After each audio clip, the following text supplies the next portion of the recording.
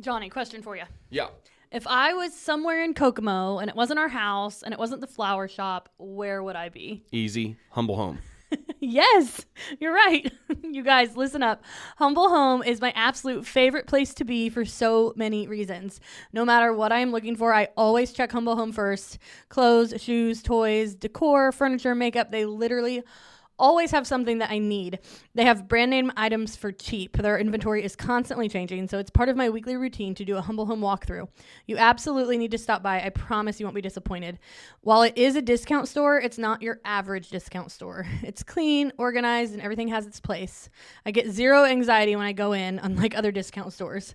And no matter what you're shopping for, a home project, gifts, home decor, even seasonal decor, they will have it. They are open Monday through Saturday, 10 a.m. to 8 p.m., and Sunday from noon to 5. You can follow them on Facebook at Humble Home Kokomo and watch for new items every single day. And for our Lafayette, Indiana listeners, I have exciting news. They are opening a second location in Lafayette soon. As soon as I have the details, I will let you know their opening date. Get excited. I'm Kayla Keith, and this is Missing Midwest, a true crime podcast about those that have gone missing. Today's case is about a teen that went to a party. She left her purse and went back to get it, but never made it home. This is Missing Midwest, and someone knows something.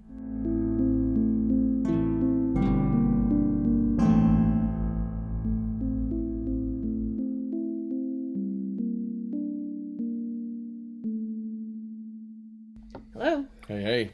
What's up? I feel like I say hey every time. You do. And I always say I'm gonna say something different next time. And here we are. Yeah, Hey. do. All right, forgive me. We'll see. Any announcements? What do you think? We sound different because we're recording at home because we had a sick kid. So sorry about that. It wasn't so bad last time. I listened to it back on the episode where we had to do this, and it wasn't too bad. I don't listen to our episodes because I don't like my voice. But Johnny does, so. Somebody's got to. You could tell, or you couldn't tell. It was. Okay. I mean, I could tell that it wasn't normal, but it wasn't bad. It's not Cross America quality. We're sorry. Cross America is as Cross good as America it gets. is the best. So. Very. But we couldn't take our sick kid there today, so we're home, which is fine. My only announcement is I wanted to talk a little bit about Murdered Midwest, just for like 30 seconds here. There are now 32 episodes of Murdered Midwest exclusive content. The breakdown of that in terms of states, 12 of those episodes are from Indiana, 6 of them from Illinois. Then pretty much every other Midwestern state has 1 or 2.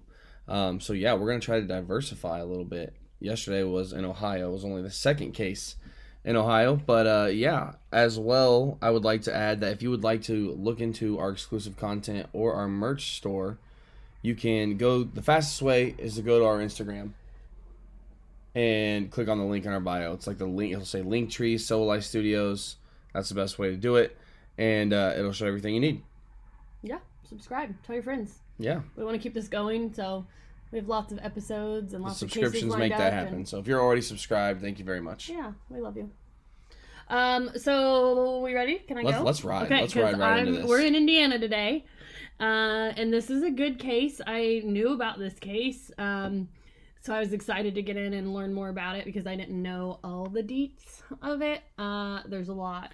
Well, I remember talking about this case back when we first started, and you were like, "I can't do this case because there's not enough." Well, no. That's not true. I said I didn't want to do this case because somebody had confessed to it. That's what it was. On their deathbed, and I was like, what else is there if somebody has already confessed to it, like he did it, whatever. No. There's quite a few things here that we can talk about because I don't know that the person that confessed did it. So false confession? I think it's a false confession, which means somebody... False deathbed confession. Which means somebody out there is still on the loose that did this, is responsible for this. What is wrong with people? So we're going to talk about Denise Pflum, okay? Denise was an 18-year-old senior at Connorsville High School, so we're going to Connorsville, Indiana. It's about an hour and 50 minutes from where we are right now, at our house. It's just east of Indianapolis. Population 13,000. $4 Dollar Generals. That's a lot of Dollar Generals for... But it's not huge. It's sure. Like small town vibes for sure. And so like I said, she was 18 when she went missing. She was leaving. She was excited. She was at a really exciting time in her life, okay? We're in March. of her senior year. Like, remember, you don't freaking care. Yeah, you're checked out. Done. You're done with high school. Senioritis is bad. So she had some track meets left. She was going to Miami University in Ohio to study microbiology. She had a track scholarship for college. She was really smart. She was treasurer of her science club. She played volleyball, softball, basketball, track. Like, busy girl. She was having fun, and like, so yeah, she didn't care. She was at a good time in her life. I remember March of your senior year. That's a good time. That's You're like fun. 1 foot out the door. Yeah, you are. You're done with high school, and so that's where Denise was. And so it was actually spring break. And she had went to a party the night before she went missing. She went to a party. It said there was a couple hundred high schoolers that went to this farm. That's not how we did it back in Greentown. We did do the fields though. Like, yeah. they went to a field. Not a couple hundred people. Not a couple hundred people, but a field. That's a thing in the Midwest. At least it was when we were in high school. Sure. It sounds like it was here as well. I think there's probably people laughing right now and trying to figure out what we're talking about. Like, and then there's some people that know exactly what we're talking about. It's a field, and it's a party, and there's probably a bonfire. So 99.9%. So that's where Denise went. She went with some of her friends. The fact that they had a couple hundred people that had stayed behind for spring break is impressive. It was probably like a bunch of different schools though. Sure. So they're at this party. She was there. She actually had left her purse. And so the next day was March 28th. It's 1986, and it's about 12:30 in the afternoon, and it's actually Good Friday. And so Denise's mom was home from work that day. She worked at a bank, and they had closed for like 3 or 4 hours in the middle of the day for the holiday. And so her mom was at home, and she's like, hey, I left my purse. I'm going to go back to the field and try to find it. And she had said, she called a couple of her friends to see if they wanted to go with her, but no one was available to go. So she was just going to go by herself. She wouldn't be gone long. And so she told her mom, I'll be back soon. She never came home. And so her mom started to worry. Her mom went back to work in the afternoon. She called back home. She had a younger sister named Jenny, I believe. And she called home to ask Jenny, is Denise back home? And Jenny said, she's not here yet. And so she was a little worried. She figured maybe she did meet up with a friend. She's 18. She's out. She's about, like you said, 1 foot out the door. It's on spring break. But she came home from work, and her husband, David, and hers, Judy was her mom's name. David was her dad's name. They're getting worried like parents would. And so they, around 8:30 that night, they go to the police station. And can you guess what the police said, Johnny? She just probably ran away, Or, ran away, and they were immediately like, no, it's senior year. Like, she's, for every reason I just stated, she's not going anywhere. She has a great life. She's looking forward to this time in her life. And they're like, well, she's 18. It's spring break. She's with friends. Just cool it, okay? Which, don't ever tell a parent to cool it. But so they did not file a missing person report right off the bat that night at 8:30. However, David spent the rest of the night driving around town looking for his little girl. Fair enough, yeah. Yeah, like any parent would do. By the next day, word had spread. The parents made sure that the small town Grapevine was working for them, and everyone was looking. Her friends, her family, people were looking for Denise. They knew that she was missing. People don't go missing in this town, and so they're looking, and the police decide to actually get involved. And so they're looking around, and it was actually later that day they get a call from a farmer who found Denise's car in his field. Not good. He said, actually, this car was there yesterday around 12:30, 1:15, which is like the exact time that she left her house. Okay. She left her mom. Her mom said she left at 12:30, and the farmer was like, yeah, it was like 12:30, 1:15. He had this like 45-minute window where he would was there and knew, and he saw the car parked there, and he thought it was mushroom hunters. It's March in Indiana, mushroom hunting. And so he didn't even think anything about it. It wasn't until the next day when he hears about the missing teen in his small town that he's like, oh crap, there was a car. Yeah. And it was the car that they were looking for. And so the police, they were there. As you're saying this, I'm thinking about like in the last month or so, how many cars you've seen parked along the woods and fields. Yes. Literally every day. I see cars parked because mushroom hunting is happening so often around here. I see cars everywhere, like parked beside the woods, parked in a field, like whatever. So yeah, he didn't think anything of it at all. So police go to this car. This car is about 4 miles from the field that the party was in. No reason for Denise to be there. Nobody's walking 4 miles to a party. Yeah. And so police process the car. There's really no evidence. The car was locked, but the keys were gone. Her parents they even brought her parents. So they took a bunch of fingerprints. They did find a bunch of fingerprints on the car. They did take those. Then they brought her parents in, and their parents are like, everything looks fine. They said nothing was missing. I mean, her purse wasn't there. The keys weren't there, but everything looked okay. It had gas. It was running, stuff like that. The seat was even in the same position, they said, that Denise drove it in. So it didn't look like somebody taller or shorter had driven it. Like, it looked like... I mean, and if it was seen at the same time she was known leaving, like, she drove her car there, but why in the heck?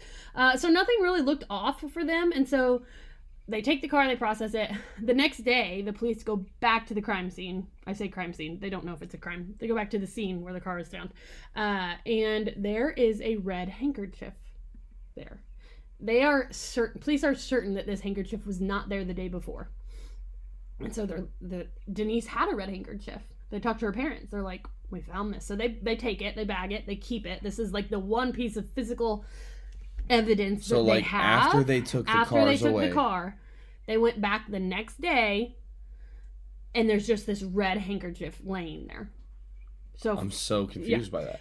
Her parents found her red handkerchief in her room, so it wasn't hers. Like, how weird is that? That is even more weird. And so that is the only piece of like physical evidence that they have for this. So they spend the next several days searching the area. Like, the whole town's involved. Volunteer firefighters, volunteers, family, friends. They even said, like, her classmates, people. I mean, everybody's searching. So, obviously, the police are like, you know, where do you think they're going to begin when a woman is missing? They're going to look. The husband did it, right? Right. Denise doesn't have a husband. She's 18. However, she did have a man in her life. A man that she broke up with about a month before. Mm. Right? I know, I heard that and I was like, what's his name? He did it. Like, lock him up. His name is Sean McClung, okay? They dated for 3 years. Pretty much all of high school. So they're close. They know each other. We dated all of high school. We did date all of high school. So I never went missing, though.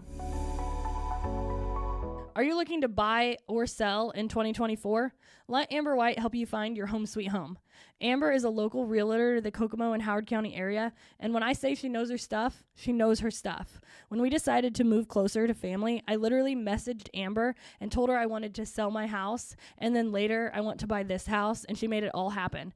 Buying and selling is such an overwhelming process, but Amber seriously took care of every single step and eliminated all the stress for us. Her knowledge was invaluable, and while I say I never want to move again, I know exactly who to call if we decide to. Follow her on Facebook at Amber White, Realtor /broker with Carrie Gruhl and Associates, or you can give her a call at 765-865-1118. True. So they broke up about a month before. Denise broke up with him. She told her friends he was very controlling. She actually told one of her friends that she was scared to be around him. Whoa, that's a red flag. Yeah, so police are like, hi, Sean, we need to talk. And Sean was like, no, this was a mutual breakup. He said, we're still friends. You know, I love Denise. Like, we're friends. He said, we decided to break up with college and everything coming up. She was leaving, and it was a very mutual understanding. And so police are like, okay, so, like, where were you the day that she went missing? He's like, I was actually fishing with some friends. And they're like, okay, cool. They call the friends up. And the friends are like, no, he didn't go fishing with us. What? Yeah, and the police are like, cool. And that was it. Wait a minute here. They didn't even look into it anymore. They didn't do anything. Like, zero concern with it. They're like, oh, he said he was fishing with his friends. That's good enough. The friends said that he wasn't there. And they're like, okay, but, like, he said that they were, you know, he didn't do it. I'm so it's fine. Extremely frustrated. Fine. He said he didn't do it, and it's okay. So like I said, they're zero concerned. Guess who else is zero concerned? Freaking Sean. He did not help search. He did not even seem to care. So the family's not happy about this. Like, what, you dated her for 3 years. She was your girlfriend for 3 years, and you don't even want to help us? Didn't look good. No. Police also never even came to her house and searched her room. So, I mean, we're dealing with, like, some pretty bad police work here from the get-go. Like, we're not searching her room. We're like, hey, Sean, thanks for your time. You can go now. Even though your alibi is complete crap. And so the family is... So, okay, David, the dad, his cousin is actually the lead investigator on this case. Then you'd think they'd be getting some higher quality help here. Well, that's exactly what the family thinks. They think we are getting quality help. They're like, well, they must have let Sean go because they cleared him. Yeah. Okay, they must have not searched her room because they don't need anything from it. Like, they're confident in what's being done. Yeah, like, they're like, Sean must be innocent because they obviously ruled him out because it's literally family that's missing. He's going to do everything he can to find it. And so there's just, like, a lot of, like, not... Like, they didn't have a lot of documentation, and they didn't follow up on some things in the early days. And so it was kind of weird. That's weird. Yeah, so... Unfortunate. Yeah, and so another says... Oh, one more thing. Sean moved to Arizona. What? He was like, hey guys, I don't know why she's missing. I'm not looking for her. I was fishing with my buddies / just kidding. I'm going to Arizona. Yeah, BRB, and then he never came back. What? So the police are like, bye, Sean. Have fun on your trip. So another suspect comes up, and the police have moved on to this suspect. A man named Mark Hughes. He was a wanted man. He was in the area. And 2 days before Denise disappeared, he led police on a high-speed chase with a stolen car. Nice. And so police are like, oh, hey, here's a bad guy. It's probably the bad guy. Bad guy. Because our town doesn't have, like, nobody in our town, like, says every... We don't have multiple bad guys. Every small town is like, it's not somebody that lives in our town, and then it ends up being, somebody in your town. Like the guy that works at the CVS in Delphi, maybe, or something. You know what I mean? Yikes, yeah. So so they're like, it has to be this out of towner who has a record, and he's in jail. So they go and they question him, and he's like, no. And they're like, okay, cool, no connections. He was a car thief. He didn't really he had never done anything, like no sexual assaults, no violence, nothing like that. And so they didn't find any connection. And so he goes to jail for his car thievery, and they, leave him alone. Nothing really to go on anyway. I don't feel like that's bad police work. They tried to make a connection. It wasn't there. Thank God they didn't, just make up a connection like they did in that, what's that case we just did? Lipstick Killer. They're like, oh, you stole a car? We're just going to say that you did kill, you know what I mean? They didn't do that, so that's good. But yeah, they had nothing else to go on. So some more time passes, and cue the small town rumors. There's a man. I was waiting for him. I know. They're going to be there. A man, he's local. His name is Benny Johnson. He was a friend of Sean, Denise's ex. So he kind of knew. Top-notch quality human He knew being. Denise through Sean. He was from a very an affluent family. I don't know what they did. I couldn't really find what they did or why they were known family, but they were known in the area. He starts acting weird, and by weird, I mean he is confessing to Denise's murder around town. Wait a minute here. That's pretty weird. Telling people it was me. He calls up David and Judy, and he's like, I need to talk to you. And they're like, okay, cool. Are you kidding me right now? And they meet with him in person, and he's making small talk. The mom and dad. Yeah. And all of a sudden he's just like, I just want to let you know that I didn't kill your daughter. And they're like, okay, she's just missing, so we don't even think she's dead. Right. Good to know. Why are you telling us this? And he's like, yeah, I wanted you to know, whatever. And so like I said, that's freaking weird. And then it gets weirder because he keeps confessing it to other people. After this? After that, he's when he starts the confessions and stuff. And so everybody has heard it. One of his friends told police he heard him confess it on 3 different occasions. 3 different occasions he heard this guy confess to murder. 3 separate times this man has confessed in front of this friend. In front of one person. One person. That's not even counting all the other people he confessed to. So police are like, hey, let's talk. I will never understand why someone would do this. Whether they did or did not do it, I people- cannot fathom. People are stupid. That's why. I cannot fathom. I saw something on Facebook today. I posted. It said, "My flabbers be gassing lately."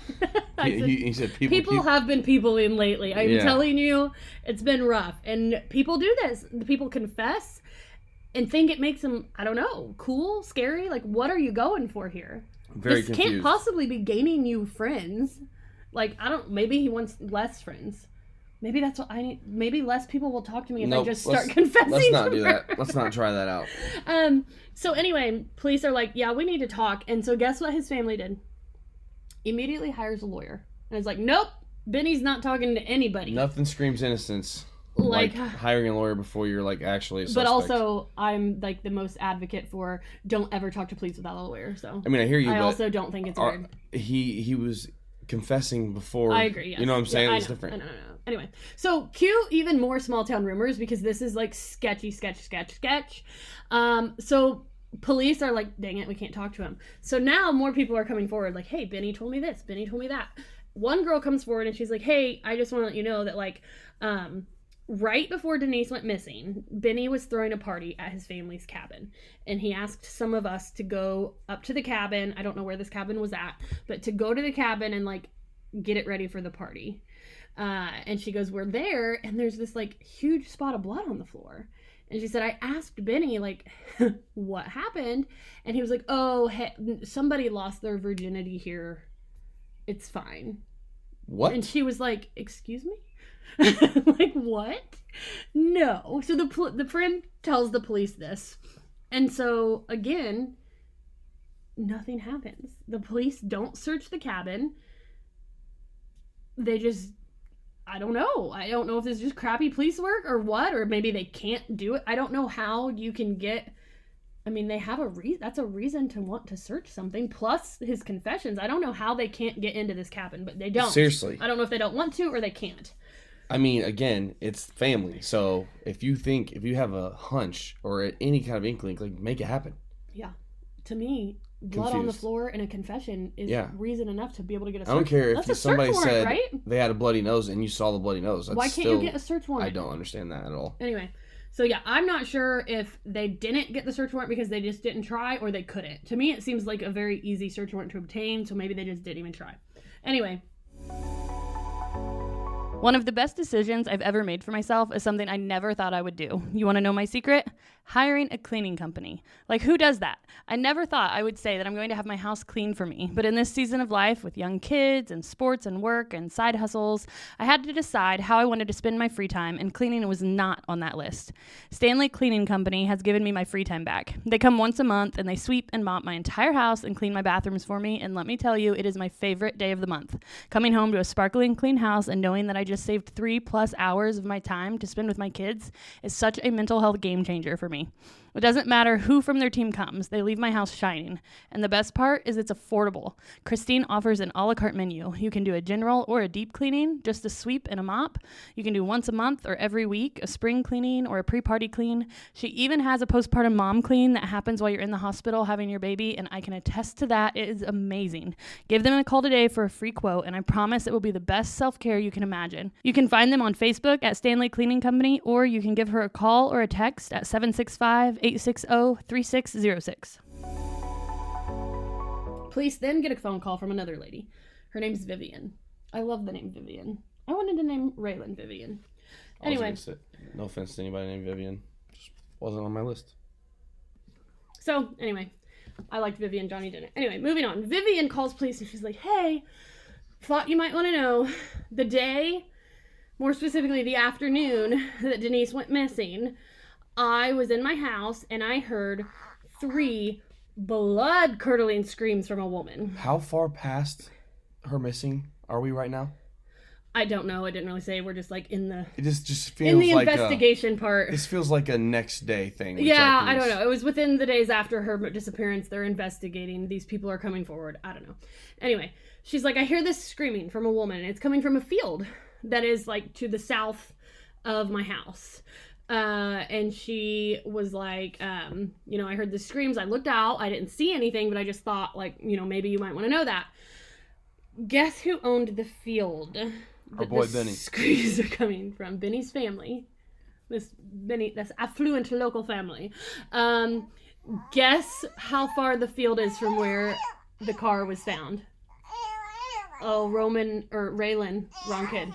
Raylan's talking to you guys. She has a guess. Wants to know how far the field was from where Denise's car was found as well. I'm guessing walking distance. 1 mile. Walking distance for sure.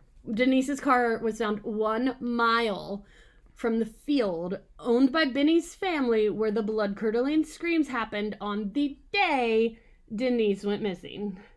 I feel like you could hear screams. I'm not a detective. Yeah. So it's not looking good for Benny, okay? So rumors are swirling through town like no other. And so Benny's family is like, okay, fine. We don't, he's innocent. He didn't do this. So we, out of the kindness of our hearts, are going to hire someone to do a polygraph on Benny. How do you think that is helpful? So you're going to buy a polygraph and the results to put our minds at ease? Thank you. That's just, what? That's like being like, hey, listen, I want this person to be a teacher, so I'm going to let them take the test at my house, and then I'll tell you whether or not they pass. Exactly. It literally makes it look even more suspicious than it was. Also, they never shared the results. So he couldn't even pass a polygraph in his own house?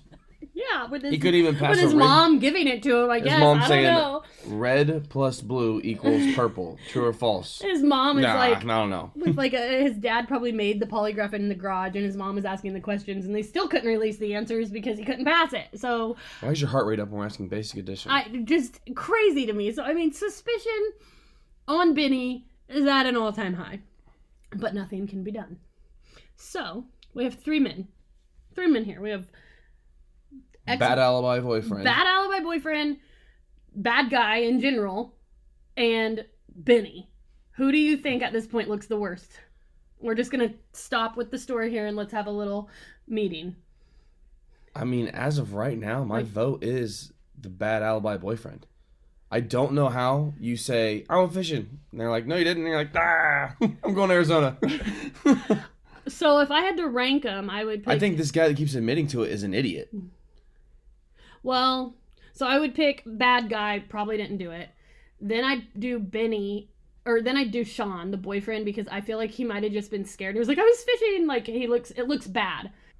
It looks bad. She broke up with him because he's a jerk, and now the police are questioning him. He's probably 18 and scared and scrawny and a loser, and he was like, I went fishing, and then...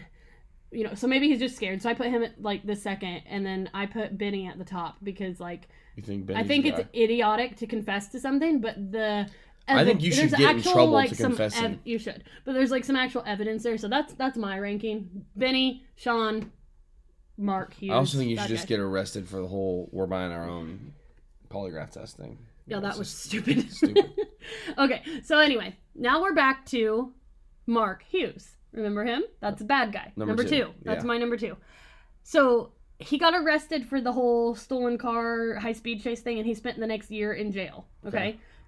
2 days after he gets released from jail, he goes to Indianapolis to a shoe carnival where he pulls a knife on the 16-year-old girl working, makes her get into his car, and drive him to Terre Haute. What is happening? So this poor girl is terrified, and she says, hey, I really have to pee. And so he pulls over, and she just books it. Good for her. Yeah, she's like, I'm not doing this. I gotta go.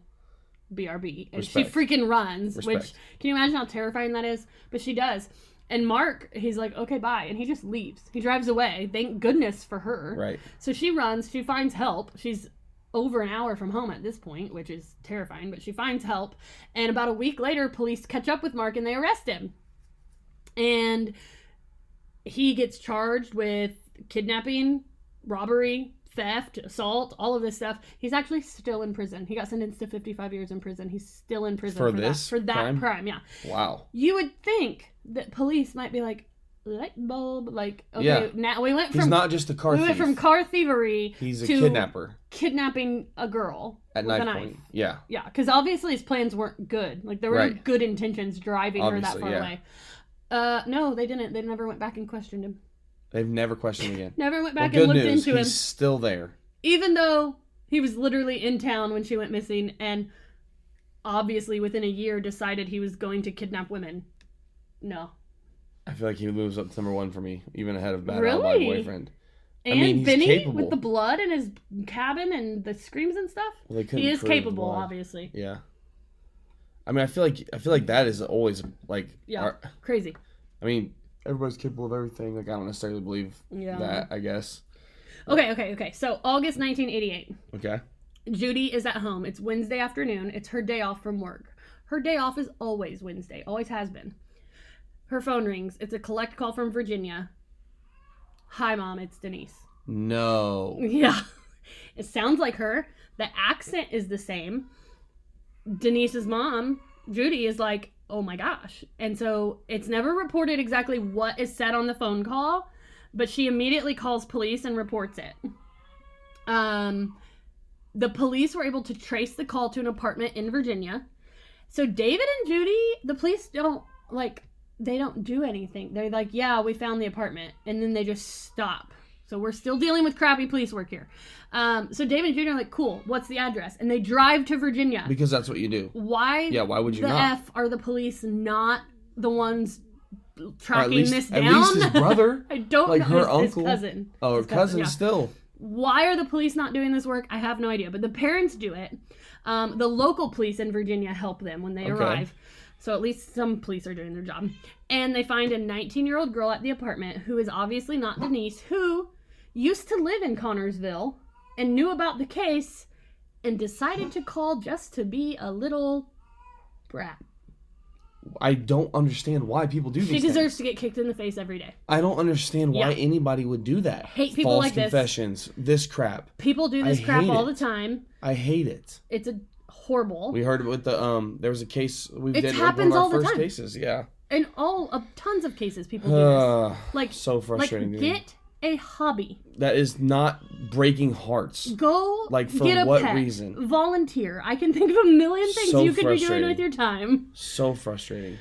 So anyway, but this entire situation kind of gives the parents this boost, and they decide that this crappy situation, they're gonna like plead to the hearts of people and be like, look what happened to us. And so they go to the media with it, and they're like, look at this little brat that did what she did to us. And it kind of brings like new attention to the case. Hey, listen. And so they go to the media, and they're like, maybe we can get some new leads out of it at least. So like, good for them using that heartbreak to like try to like stir Make something good things from it, yeah. up a little bit. Later, which is 5 years after Denise has went missing, the police finally get a warrant to search the cabin. Why? 5 years later. Why it took 5 years, I will never know. Benny's cabin. So that's where they're. Shocker, they find nothing. Probably because it's been 5 years. Also, but they it would did. take like a week to get that completely taken care of. Well, nothing new happened in the 5 years for you to get the warrant. Why didn't you get it 5 years ago? Right. Anyway, so that's happened. 2007, a new detective comes into view here. He takes the case. He decides he's going to go back and go over every single tip, no matter how crazy it was, and go through them tip by tip by tip and see what happened. He's like, it's been 20 years. Loyalties have changed. Things are different. I respect Rumors. And he had the same thought that we always say, like, sometimes rumors have truth to them. And so people called and said, I know where her body is. I know so-and-so did this, so-and-so did that. Prisoners saying, I killed her. I know who killed her. He killed her. He talked to everybody. Found nothing. Respect the effort. Meanwhile, her parents are doing everything they can, trying to keep her case alive. They kept everything. Respect. All of her trophies, her room, her clothes, everything. They even kept her baby teeth. So, in 2014, they were able to use her baby teeth to enter her DNA into the national system, and they entered their own DNA. So her family's DNA and her DNA is now in the national database. No remains were matched to her. No new tips were coming in. And so, again, stuck. Nothing's happening. 2017, okay? How many years has it been? 86 to 17. It's 31 years. 31 years.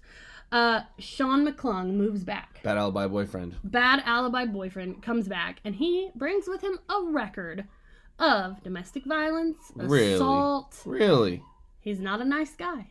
I'm shocked. Right? So they're like, hey, they're shooting their shot here. Right. Good for them, at least. They're like, you want to come in for an interview about Denise? And he's like, yeah, why not? I can't believe he went, but he did. He agreed to a voice stress test. This is literally worse than a polygraph test. Yeah, don't do this. But he did it. Did you kill Denise, and do you know where her body is? Are the two questions he failed. Wow. Red flag. Whether you're a team of 1 or 1,000, Bo Digital can help make your marketing goals a reality. Let's be honest, most of us who run our own businesses need help in the marketing category. Either you have no clue what an algorithm is or you just don't have time to mess with it, Bo can help you with that. They offer an a la carte menu of marketing services where you can take what you need. It can be your website, your socials, newsletters, or even blogs. Bo can help you take some of it off your plate and free up time for you to focus more on the things that you love. I personally use Bo Digital in my own small business, and I love them and the team that they have and the knowledge that they possess is far beyond anything that I could do on my own. If you're looking to grow your business, you have to put a bow on it. You can reach out to them on their website, bowdigital.com, or on Facebook, BOWE digital.com. So, a little later, the police decide to look into this bird sanctuary in Connorsville. It's over 700 acres, and there's been tons of rumors about it from the get-go, which I'm sure, 700 acres of nature probably does cause a lot of rumors, but they're more focused on a story that came forward about our friend. You want to guess? One of the three men. Guess a name. Benny. You nailed it. Did you look at my notes? No, I didn't. I'm just thinking he's the one with all the dumb stories. We haven't talked about him for a minute. So yes, this is a Benny story. His girlfriend, his high school girlfriend, came forward to police and she's like, listen, she said, so 2 months, after Denise went missing, so we're probably right at the end of school here. She went missing March, April, May. She's like, Benny tells me that he wants to take me to the park after school because he has something he wants to show me. And she said, it felt really weird and I was scared. And so she actually wrote a note to her friend that said, hey, I'm going to the park with Benny after school. He said he wants to show me something by the pond. There's a known pond in the middle of this park. She said, if I'm not back home by 4:30, call the police. Wow. The fact that she still went with him makes me question her. If you are worried that something bad is going to happen to you, don't do it. It makes me question her capabilities of her rational thought here, that she even went after writing a note like that. You need to break up with him, first of all. If this is a situation you find yourself in with your boyfriend, let's break up. Call it off.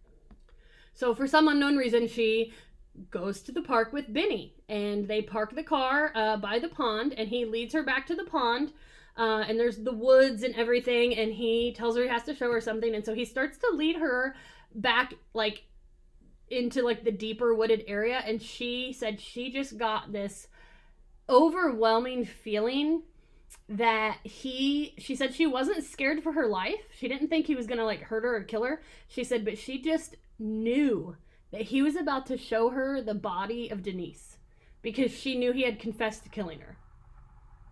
So sketch. So she said, I would like to leave now, please. And he said, okay. And he took her home. So she's telling police this.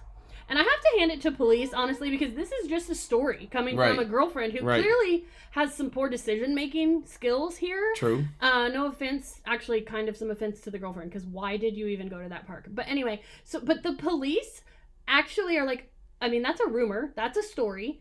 They search the park. Full on search the park. They bring cadaver dogs out to the pond.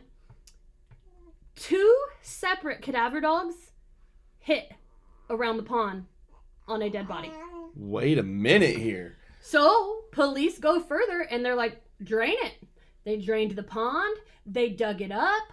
They searched that place high and low based off a rumor, this is the first time I've seen the police actually kind of like doing their job here. They found nothing. Goodness gracious. How many times am I going to have to say they have nothing in this case? Like, if it is this Benny guy, he does not seem real smart. How is he getting away with this? Like a really bad drinking game. Every time I say they found nothing, you take a shot. You'll be drunk before halfway over this case because tip after tip. And they literally find, 2 separate dogs said there's a body here. They found nothing. Wild. Insane. I always believe the dogs. I do. I believe I'm dogs a dog over believer. People. Yeah. And so, like I said, I appreciate the follow-up, but yeah, nothing. So now we're at June 2020, okay? Sean McClung gets sick. Bad alibi boyfriend. He gets terminally sick. And he is in the hospital. And Judy, Denise's mom, writes him a letter. And she's like, please, for the love of God, do what is right. If you know where our daughter is, please just tell us. My husband and I are getting old. All we want is to know where our daughter is. We just want to bring her home. If you know something, please tell us. And so he gets out of the hospital and he immediately gets arrested for fraud because he's not a good guy. And he goes back to jail. And the police are like, hey, while you're here, let's talk about Denise again, which good for them. They're not giving up.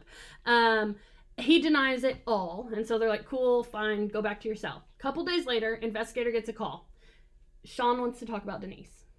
Wow. Yeah. He meets with them, the police investigator, and he says, I have 2 conditions. I will tell you what happened. 2 conditions. 1, I want my fraud charges dismissed. And 2, I want complete immunity for what I'm about to tell you. So the police go to David and Judy, and they're like, listen, it's been over 30 years. This is what we have. He's been a suspect this whole time. This is what do you want to do? And they're like, do it. Do it. They said, however, we have 1 condition. You have to tell us where the body is or you will not get immunity. Fair enough. Yeah. Fair enough. He says, okay. He says he'll do it. He's dying. So they're like, whatever. We don't have a lot of time left. Good for the parents. They're like, do it. Give him immunity. Whatever. Just tell us where our daughter is. One shot. Get your answers.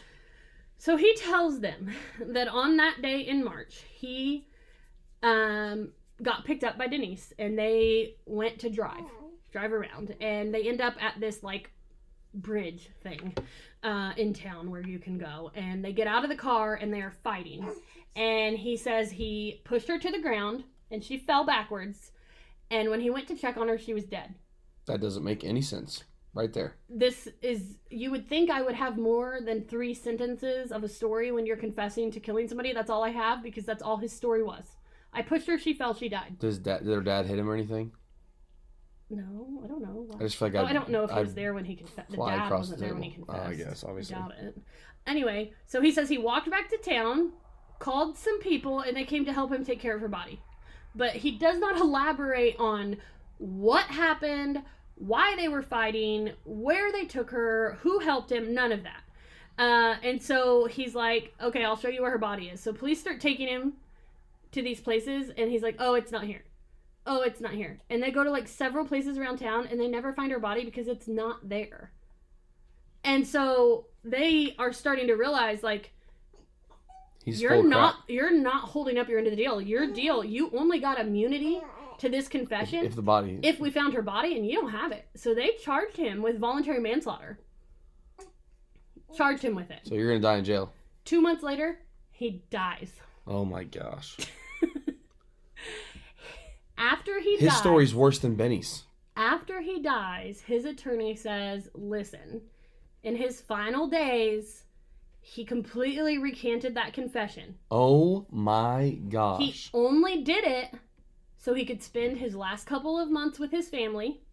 He said he actually was offered from the police the reward money, which was $25,000. The police gave him a check for $25,000 for that confession.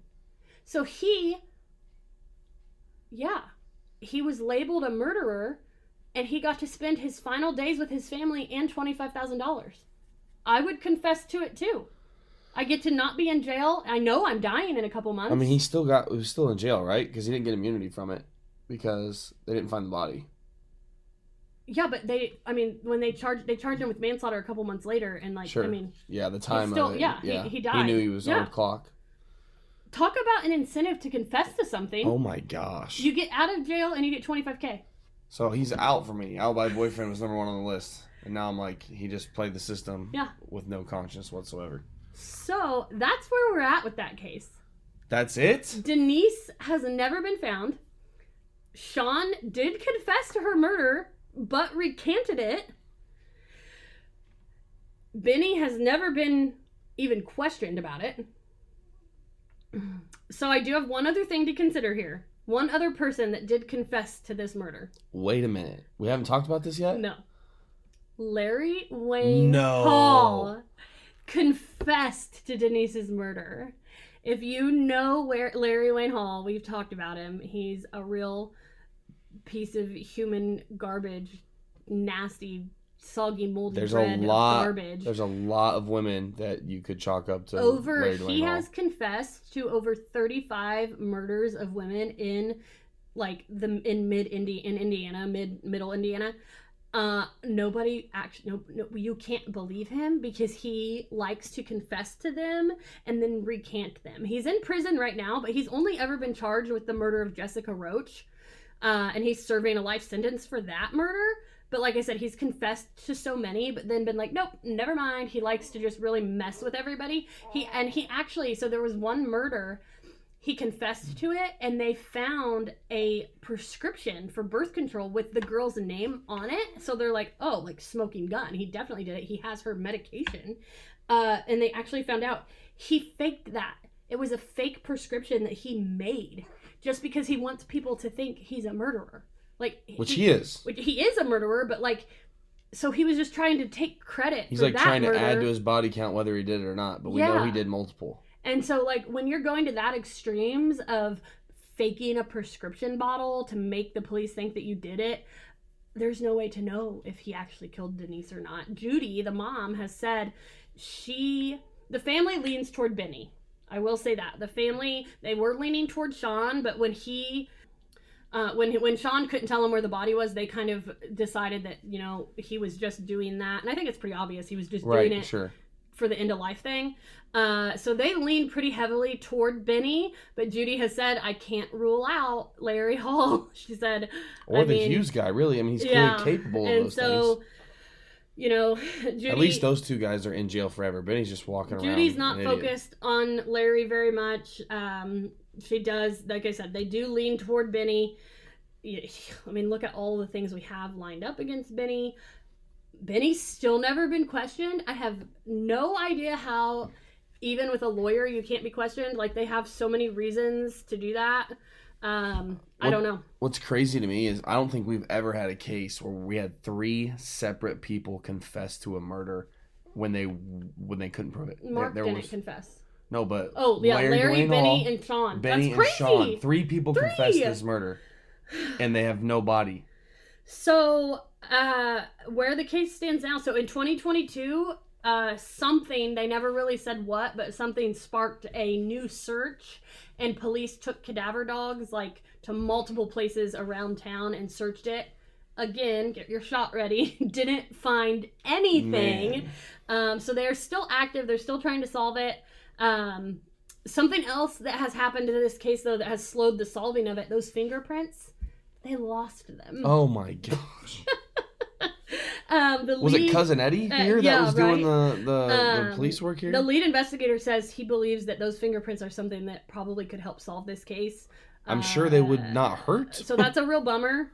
I will say I have heard of a lot of cases. I mean, I don't think we've done any cases. Maybe I'll have to do one now. But I've heard and watched documentaries on a lot of cases where crucial evidence was missing and then later found.